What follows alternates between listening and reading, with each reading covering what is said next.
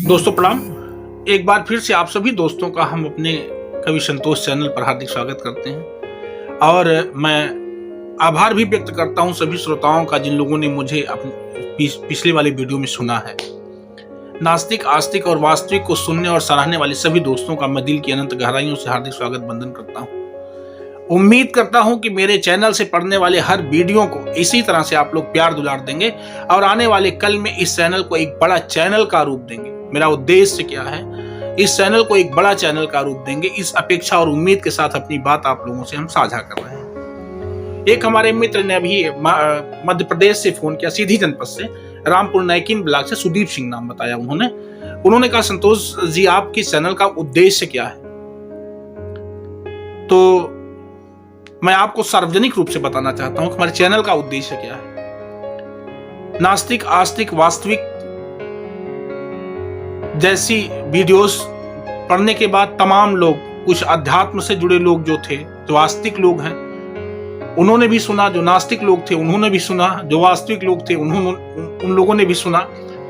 लेकिन अब वो कंफ्यूजन में आए। पिछला वीडियो भी 2-4 ठो देखा होगा तो उनको कंफ्यूजन था यार कि ये चैनल कैसा है, नास्तिकता की तरफ है कि वास्तविक है कि आस्तिक है, क्या है।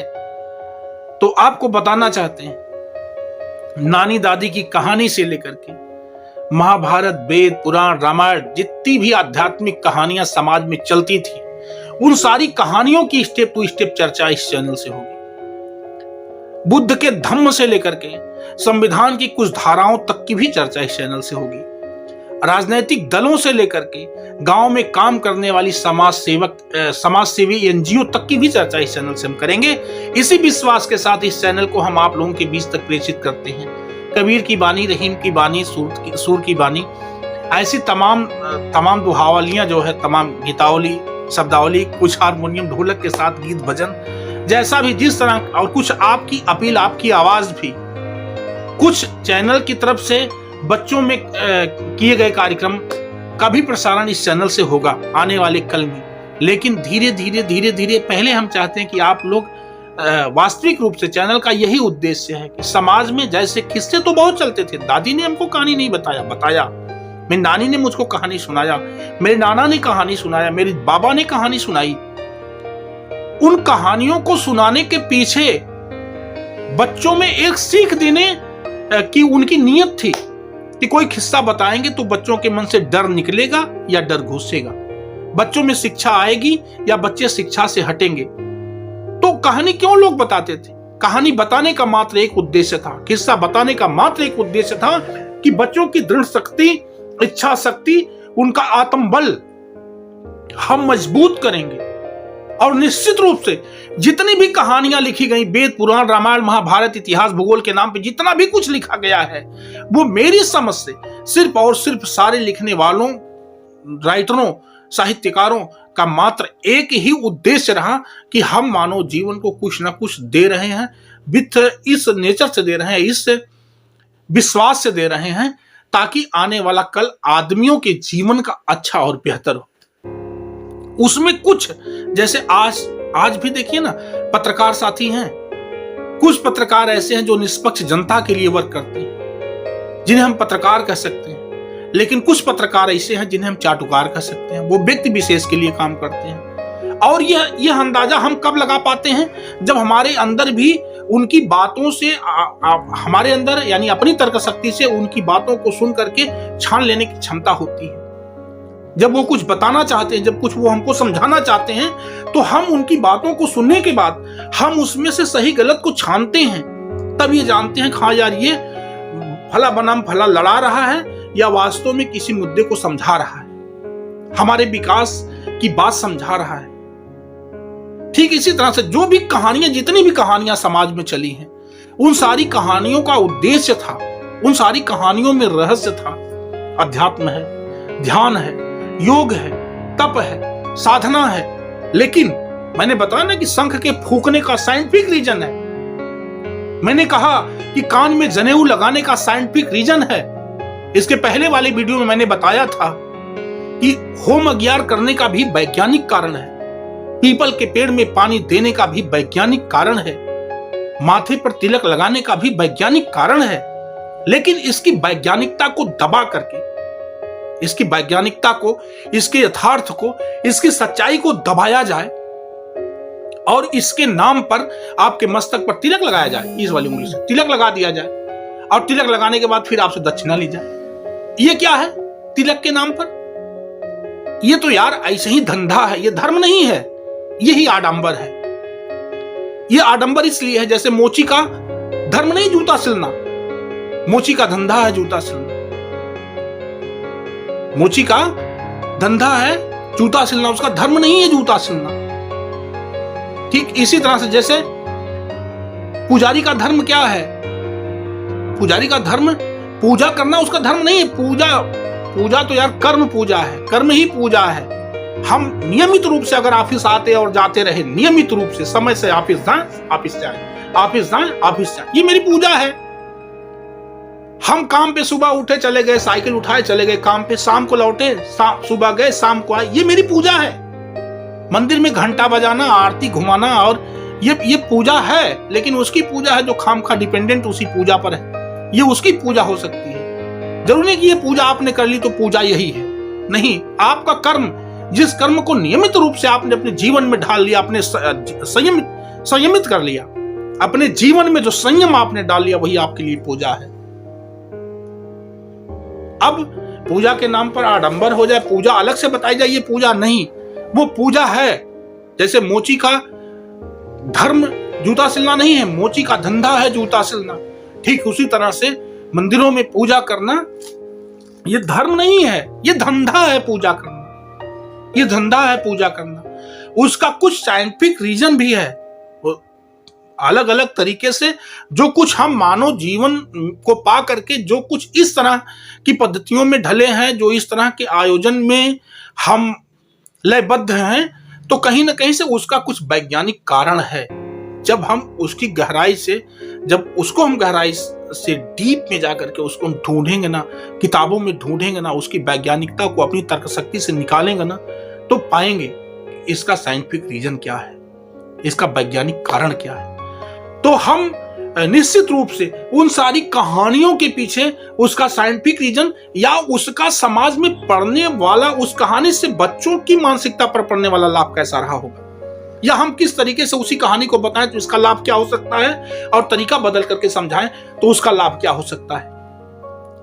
इस पे भी हम जीरा और चर्चा करेंगे। देखिए, अत्र नार्यस्तु पूजन्ते रमन्ते तत्र देवता, किसी ने लिखा संस्कृत में, अत्र नार्यस्तु पूजन्ते रमन्ते तत्र देवता, कहते हैं जहां पर नारियों की पूजा होती है वहीं देवताओं का वास होता है।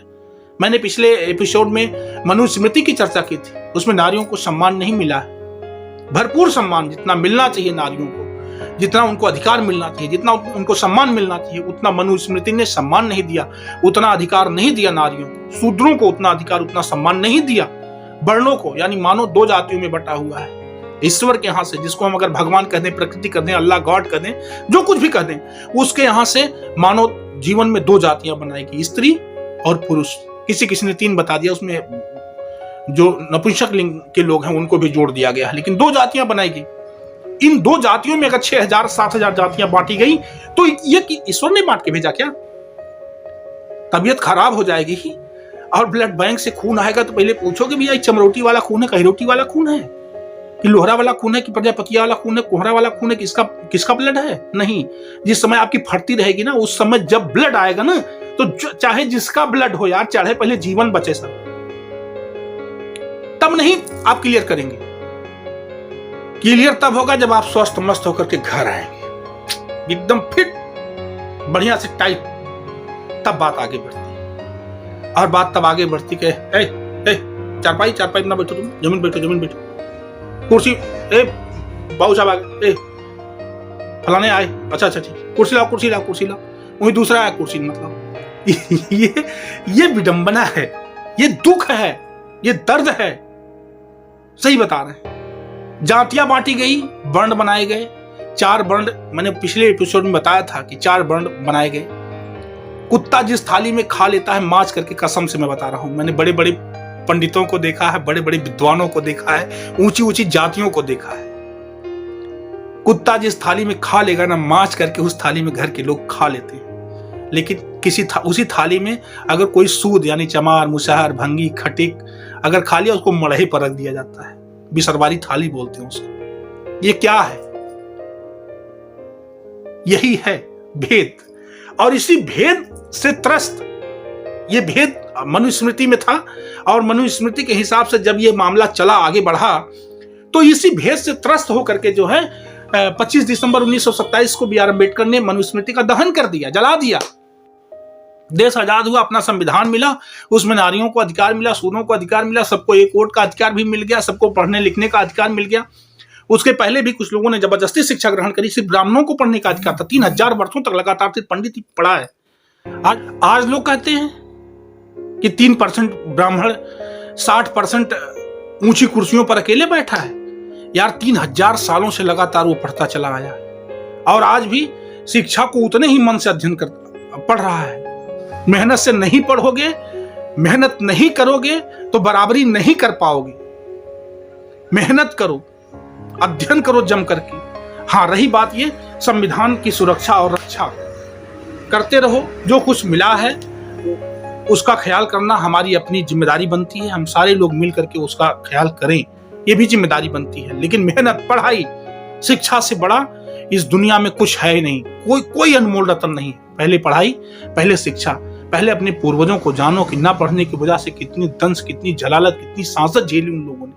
3000 सालों तक लगातार उनको पढ़ने का अधिकार नहीं था। देश आजाद हुआ, आजादी के कुछ दिन पहले से ही कुछ लोगों ने जीत करी, इसके बाद फिर पढ़ाई लिखाई चालू हुई हमारे समाज में। और पढ़ लिख लेने के बाद भी मूर्खों जैसा व्यवहार करो या सही गलत पे तर्क ना दे सको, अपनी तार्किक शक्ति का इस्तेमाल ना कर सको, सही क्या है गलत क्या है ये ना निकाल सको, तो क्या मतलब निकलता है पढ़ाई का?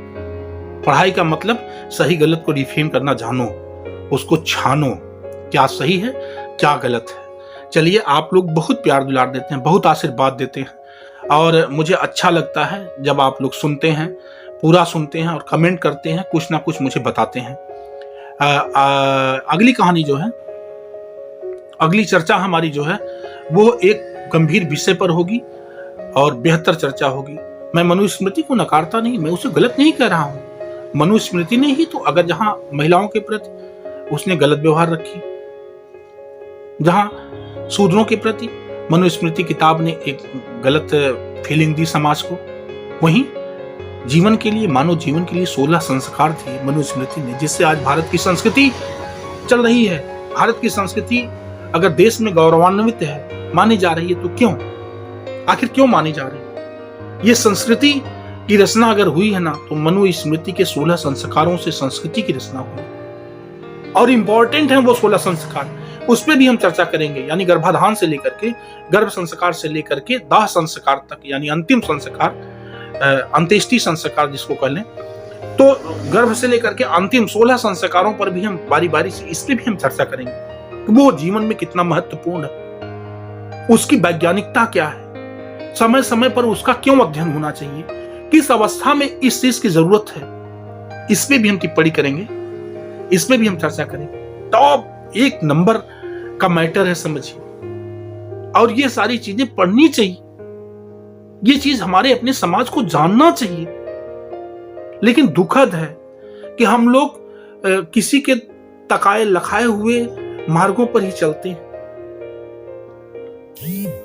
पता है, 2 पात्र ऐसे थे, एक महाभारत में पितामह और एक रामायण में जटायु।